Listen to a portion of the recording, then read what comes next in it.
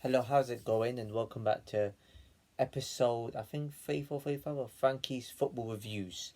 Now, I don't really often introduce myself like that. I kind of always get straight to the point in my videos.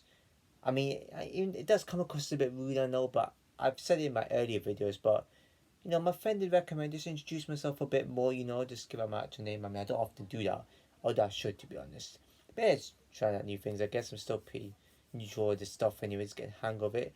But yes, I gotta say, I mean, how are you doing today, by the way? I gotta say, what a nervy but big win that was from our boys tonight. I mean, okay, I mean, in a sense of like, not tonight, but the evening time. I mean, gotta say, every game for us is a must win for us. I mean, we're Man United. Even though it's post Ferguson, we still need to perform in these games and still manage to grind out a result. And I got to say, before we scored that first goal at Villa, I was like, okay, we're looking pretty sharp here. It could be, a tame type of performance, pretty casual one. And then Hoyland got his goal, I think from like a set piece or something. And I was just like, oh, brilliant. I'm happy for the guy. He's been such an important and sensational player for us. Okay. Sensation is a big word, but he's been such an important and key player for us in terms of like him having the odd goals here and there. That's his 11th goal in all competitions because he had a few in the Champions League. So he does show that he could perform in these type of matches and you know um big games and stuff like that. When these some important wins and some key draws and results here and there. So he's proven that. But after that, we just lost the tempo. I mean, I would describe his team as just they just pass the ball around or so and tempo like they're winning 3-4-0. It's all calm and we just lose the tempo because of our casualness and that attitude just goes down because we think we won the game already. Especially when we got that goal in the 18th minute, I think. But after, I mean, Villa just sort of dominated a bit. They got into the game. We allowed them. Onana was fantastic tonight. But, today I've got to say. And he was brilliant. I mean, possibly one of his best performances in the United shirt so far this season. And he's capable of that. I don't know why in the Champions League he didn't do that. Right, and he made some odd good saves in the first half, especially that one from like when he saved it from it was like it was going in the corner or something like that. The defense was a tiny bit shaky, but we showed a bit of resilience. But we seem to not continue with the tempo. We got one or two up, we don't continue the tempo, and that is the issue. At least at Wolves, we continued in it. Against West Ham, we continued the tempo even after scoring. We just need to get a bit more oomph, just like a bit more oomph, in our play. We were so casual. It's like Ten Hag has set his team up to just score first or score, another goal and just sit back. That's not how it works. This is why City, Liverpool, and Arsenal are title contenders because they keep continuing. They're going with the tempo to kill games off. That is why they're where they are right now because they're killing teams off. We don't. We sit back and we just allow teams off. The second half, Villa dominated. And I did think, could we just get away with just a clean sheet possibly because of our resilient? We were a bit resilient, but there's parts in the play where I thought we're going to concede here. And it was coming on us, bailed us out a few times. We could have conceded another goal or two, which I thought was going to be the case. And Maguire I thought was good today. I thought he was brilliant. And I thought he was one of our, well, not our best, but he was one of our best players. He won headers in, and from set pieces. He made good passes. Dallo was brilliant as well, I thought. And then Villa came into it, and I was just like, yeah, we're going to concede. They had so many shots on target. One of them was bound to go in. And then one went in from Villa. And Douglas Luiz started dancing like that. What's that? What are you dancing for? You're playing against a weak United team that you should be 3-4 ahead against. Like, what is this dance? What are you adding Pardew at Wembley now? If you remember that FA Cup final in 2016, Alan Pardew was dancing like that, and then they end up losing the final to us. That was funny, and Douglas Luiz did that, and yeah, they end up losing. But I get onto that, and then Ten Hag made some substitutions, which I thought was quite strange, to be honest. He took off, was it? Why did he take off something like that? I can't remember who he took off for, but it was McTominay that came on. We took off Shaw, who I thought was quite strong in the defensive position right there. But the second half was very static. I thought it was the most static I've seen as a season. I've seen us, in quite a few odd matches where we're just sitting there, we're just standing there with the ball, don't know what to do with it. Like it's almost like the tactics just run down the clock. We had to go for the win. I was frustrated because I was like, oh, tear my hair out. Because it's like, pass it. Why are you static with the ball? What are you trying to do? That nearly cost us. That could have cost us like a loss right there. Luckily, we still kept focused. I thought Garnacho was brilliant, running past players. I do think there's something in this team. We just need a few additions, sell players, trade players. We can get this. Maybe with a different manager we could perform. But you know what? I see what Ten Hag's trying to do.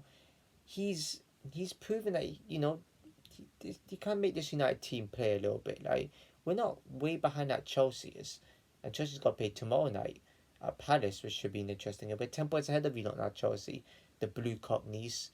What are you lot saying? Like, they're humble so far, but we're close to the European spot. I tell you what, after all the hate we've been getting, we should, we can make this top four if we just string a few wins together. We need a bit of consistency, you know. I gotta say that goal as well from McTominay. Oh my god, I should have spoke about the goal first before that. But McTominay, oh my goodness, a hero. How many times did he build this out of the season? He's got quite a few goals. I think it's the seventh goal this season in all competitions. I think anyway, not too bad. I think he's one of our top scorers. He comes at me, rescues it again. And I was like, where did that come from? We were static. Literally just stood there with the ball in defence, didn't do nothing. And that came out. That's what I mean. We can produce something out of out of nothing like that. Even when all hope is gone, we still produce something. And then I was like, okay, that has to be the win now. Kobe Mino was good. Keeping the ball. He was part of he was part of it, with that, for that goal within. Brilliant. I gotta say, tough away match for us. Even though Villa was in the back for two consecutive home defeats, but we still got to go there and win. And I thought, you know what, we won, bang right there. Nervy win, but it would do, to be honest. And wow, I mean, I've got to say the position of the table now is looking interesting because we can make that a top four. I don't really care about top four. It's not a trophy, but it's getting the Champions League spots. Well, we might as well just see where it lands. Because right now it's becoming tight for us. I mean, this is what I mean. Like, we created something out of nothing. It's like the Wolves match. Just when we thought, 3-1 up, or hope is lost, blew it, and then we come up with a winner.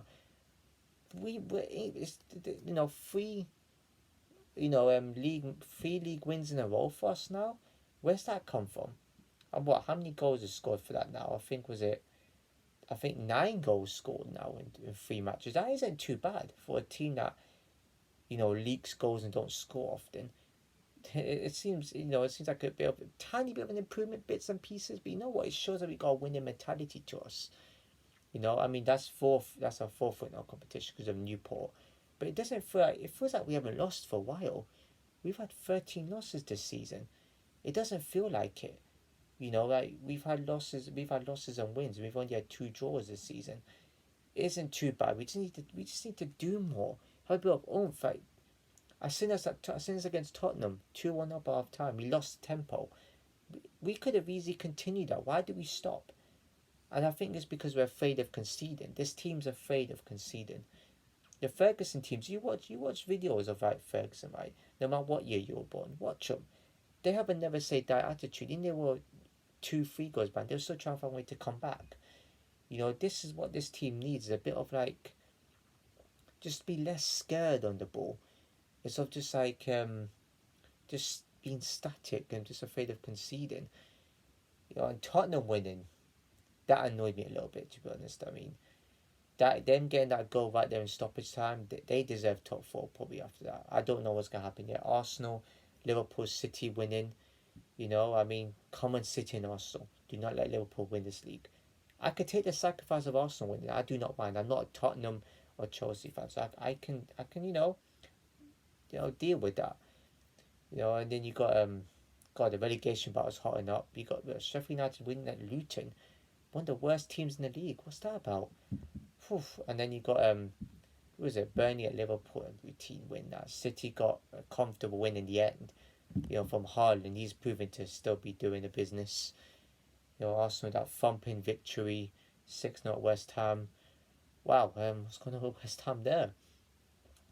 You know, I mean, what other things are to go about? Chelsea's playing tomorrow night. And yeah, Newcastle win that Forest. I thought that was going to be a tricky game for them, considering that Forest, can be difficult.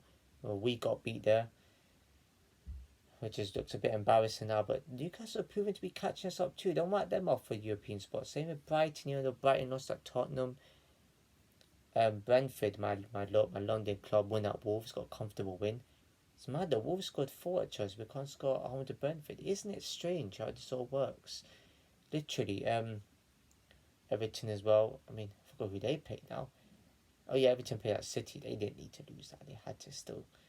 It's getting this hotting up now. I'm telling you, whoever's going to get relegated, boy, it's going to be quite an interesting one. We could have like 2-3 teams above relegation that could go down. Anyways, if you enjoyed this video, please give a like, comment, share with everyone you know, subscribe and hit the bell notification below as I see you in my next video.